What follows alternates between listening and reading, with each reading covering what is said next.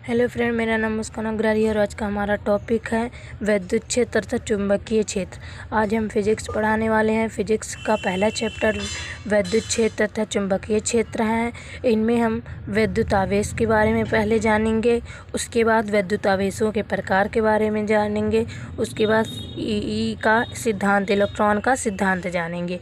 आइए देखते हैं विद्युत आवेश किसे कहते हैं। आवेश किसी वस्तु का वह गुण जिसके विद्युत अथवा चुंबकीय घटन घटित होती है विद्युत आवेश कहते हैं।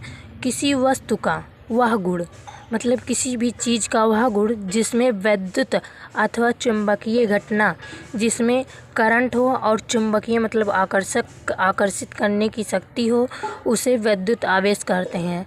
अथवा और इसकी दूसरा परिभाषा होता है किसी वस्तु का वह गुण जिसके कारण वह आकर्षित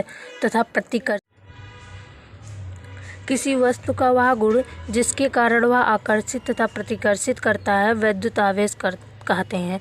जैसे चुंबक किसी भी लोहे को आकर्षित और प्रतिकर्षित करता है। इसका जो सूत्र होता है Q बराबर प्लस माइनस, यानी Q का मतलब आवेश, N का मतलब इलेक्ट्रॉनों की संख्या और E का मतलब इलेक्ट्रॉन। I ये दूसरा भी सूत्र है, ये विद्युत धारा का सूत्र होता है। Q बराबर IT, जिसे I का मात्रक विद्युत धारा और T का मात्रक समय। Q का मात्रक आप जानते हैं कि आवेश होता है। आइए देखते हैं विद्युत आवेश के दो प्रकार। विद्युत आवेश के दो प्रकार के होते हैं, एक होता है धनावेश, एक होता है ऋणावेश। जब किन्हीं दो वस्तुओं को आपस में रगड़ा जाता है, जब किसी दो वस्तुओं को आपस में रगड़ेंगे तो उसमें इलेक्ट्रॉनों के स्थानांतरण होने लगते हैं, तो उनमें इलेक्ट्रॉनों का स्थानांतरण होने लगता है तथा इलेक्ट्रॉनों का आदान प्रदान होता है। तो जो वस्तुएं इलेक्ट्रॉन दान करती हैं उसे धनावेश और जो ग्रहण करती हैं उसमें ऋणावेश होता है। हम दो वस्तुओं को आपस में रगड़ेंगे तो इनमें इलेक्ट्रॉनों का स्थानांतरण होने लगता है। तो जो इलेक्ट्रॉनों को त्यागेगा उस पर धनावेश आएगा और जो इलेक्ट्रॉनों को ग्रहण करेगा उस पर ऋणावेश आएगा। आइए देखते हैं इलेक्ट्रॉनों का सिद्धांत। इलेक्ट्रॉन का सिद्धांत। प्रत्येक पदार्थ परमाणु से मिलकर बना होता है। परमाणु के भीतर एक भारी भाग होता है जिसे नाभिक कहते हैं। यह प्रोटॉन तथा न्यूट्रॉन कणों से मिलकर बना होता है। इसके चारों ओर एक अन्य कण ऊर्जाओं की विभिन्न कक्षाओं में घूमती रहती हैं। प्रत्येक पदार्थ परमाणुओं से मिलकर बना होता है। आप लोग जानते हैं कि जो पदार्थ होते हैं वो परमाणु से मिलकर बने होते हैं तथा परमाणुओं के भीतर एक भारी भाग होता है जिसे नाभिक कहते हैं। यह प्रोटॉन तथा न्यूट्रॉन कणों से मिलकर बना होता है। इसके चारों ओर एक अन्य कण ऊर्जाओं की विभिन्न कक्षाओं में घूमता रहता है। यदि ये नाभिक है तो जो इलेक्ट्रॉन होते हैं इनके प्रत्येक कक्षाओं में घूमते रहते हैं। इनके प्रत्येक कक्षाएं होती हैं, पहला है K, L, M और N। ये कक्षाएं होती हैं। इन कक्षाओं में ही इलेक्ट्रॉन घूमते रहते हैं।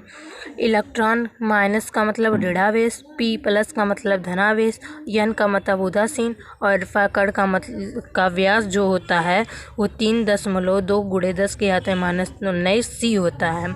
एक बार फिर से रिपीट कर देते हैं।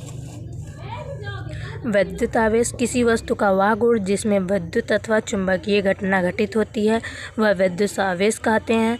अथवा किसी वस्तु का वह गुण जिसके कारण वह आकर्षित तथा प्रतिकर्षित करता है विद्युत आवेश कहते हैं। जैसे प्लस आवेश का जो सूत्र होता है Q बराबर प्लस माइनस यानी होता है और Q बराबर IT विद्युत धारा का सूत्र होता है। I मतलब विद्युत धारा और T मतलब समय। विद्युत आवेश दो प्रकार के होते हैं, धनावेश और ऋणावेश। जब किन्हीं दो वस्तुओं को आपस में रगड़ा जाता है तो इसमें इलेक्ट्रॉन स्थानांतरित होने लगता है तथा इलेक्ट्रॉनों का आदान प्रदान होता है। तो जो वस्तुएं इलेक्ट्रॉन का आदान करती हैं उन्हें धनावेश कहते हैं और जो ग्रहण करती हैं उन्हें ऋणावेश कहते हैं। इलेक्ट्रॉनों का सिद्धांत। प्रत्येक पदार्थ परमाणुओं से मिलकर बना होता है। परमाणुओं के भीतर एक भारी भाग होता है जिसे नाभिक कहते हैं। यह प्रोटॉन तथा न्यूट्रॉन कणों से मिलकर बना होता है। इसके चारों ओर एक अन्य कण ऊर्जाओं की विभिन्न कक्षाओं में घूमता रहता है। यदि नाभिक है तो इसके चारों ओर K, L, M, N आदि कक्षाएं होती हैं जिनमें इलेक्ट्रॉन घूमते रहते हैं। इलेक्ट्रॉन माइनस का मतलब है ऋणावेश, P प्लस का मतलब है धनावेश, M का मतलब है उदासीन और अल्फा कण का मतलब का व्यास होता है 3.2 × 10⁻⁹ आज के लिए बस इतना ही। अगली वीडियो में हम एक अच्छा सा टॉपिक लेकर आएंगे। आप लोग हमारे चैनल को सब्सक्राइब कीजिए, लाइक कीजिए एवं बेल आइकन दबाना ना भूलें। Thank you.